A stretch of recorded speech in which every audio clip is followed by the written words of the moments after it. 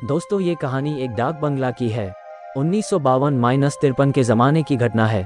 5 शिकारी मध्य प्रदेश के जंगलों में शिकार खेलने गए थे। उन्हें ठहरने के लिए जगह नहीं मिल रही थी।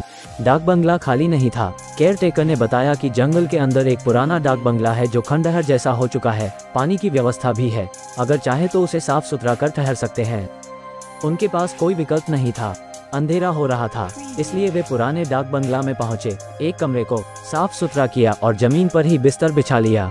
अपनी बंदूकें और राइफलें दीवार में टिका दिन और ताश खेलने बैठ गए। देर रात को साथ लाए भोजन को ग्रहण कर सो गए। उनमें से एक जेएन सिंह को नींद नहीं आ रही थी। उसने सिगरेट जलाई और उसके कश लेने लगा। तभी उसने देखा कि अचानक खिड़की से एक हाथ बढ़ता हुआ उसकी गर्दन की ओर आ रहा है। वो चौंक उठा और जोरों से चिल्लाया। अन्य लोग उठ गए, हाथ गायब हो गया। उसने सबको घटना की जानकारी दी तो उन्होंने कहा कि यह तुम्हारा भ्रम होगा या सपना देखा होगा। खिड़की से इतनी दूर हाथ कैसे पहुंचेगा? नई जगह में कभी कभी ऐसा लगता है, सो जाओ, कहीं कुछ नहीं है। उसने लाख विश्वास दिलाने की कोशिश की कि यह सच है, लेकिन किसी ने विश्वास नहीं किया। सारे लोग फिर सो गए। उसने भी सोने की कोशिश की, लेकिन नींद नहीं आई। सुबह उठकर सभी लोग नाश्ता पानी कर शिकार की तलाश में निकल गए। उस दिन सिर्फ कुछ वनमुर्गियां मिली, जिन्हें शाम को पकाकर उन लोगों ने खाया।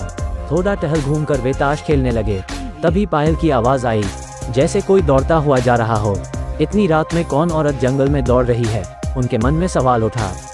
खिड़की पर जाकर देखा तो कुछ दिखाई नहीं पड़ा। वे खाना खाकर चुपचाप सो गए। जेएन सिंह को उस रात भी नींद नहीं आ रही थी। वे उस हाथ के बारे में ही सोच रहे थे। तभी झपकी लगी। आँख खुली तो देखा कि खिड़की से एक हाथ उनकी गर्दन तक पहुंच चुका है। खिड़की पर एक लड़की खड़ी हंस रही है। वे चिल्लाए। सभी लोग उठ गए। उन्होंने पूरी बात बताई और कहा कि चिल्लाता नहीं तो मेरी गर्दन दबा। सभी लोग खिड़की के पास गए तो जंगल की ओर एक लड़की जाती हुई दिखाई पड़ी। उसके पायल की आवाज आ रही थी। सभी लोगों को विश्वास हो गया कि कुछ न कुछ चक्कर है। उसी की बात करते हुए वे सो गए। अगले दिन वे लोग नाश्ता पानी कर शिकार पर निकले। रास्ते में कुछ आदिवासी मिले। उन्होंने पूछा कि आप लोग किधर जा रहे हैं? उन्होंने बताया कि शेर का शिकार करने आए थे, वो मिल नहीं रहा है तो अब हिरन मारकर चले जाएंगे। आदिवासियों ने पूछा कि ठहरे कहाँ हैं? उन्होंने बताया कि पुराने डाक बंगले में। आदिवासियों ने चौंक कर पूछा कि कब से ठहरे हैं? उन्होंने बताया कि 2 दिनों से। आदिवासियों ने हैरानी से पूछा कि 2 दिनों ने ठहरे हैं और जीवित हैं? क्या मतलब साहब? वह भूता डाक बंगला है। वहाँ एक लड़की की भटकती आत्मा है जो हर ठहरने वाले को मार डालती है। किसकी आत्मा है वह? वो एक केयरटेकर की बेटी थी। एक बार केयरटेकर बीमार था और कुछ शिकारी ठहरे हुए थे।